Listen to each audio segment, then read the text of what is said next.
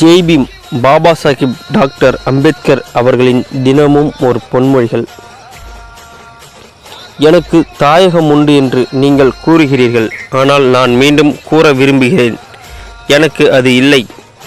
நாய்கள் பூனைகளை விட நாங்கள் மோசமாக நடத்தப்பட்டால், குடிதண்ணீர் பெறவும் உரிமையில்லை என்றால், சுயமரியாதை உள்ள எந்த தீண்டத்தகாதவன் இந்த நாட்டை தன் நாடாக கருதுவான்?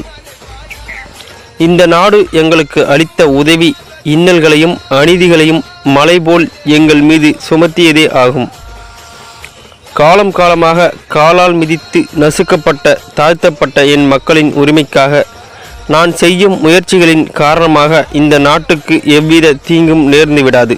பாபா சாஹிப் டாக்டர் அம்பேத்கர்.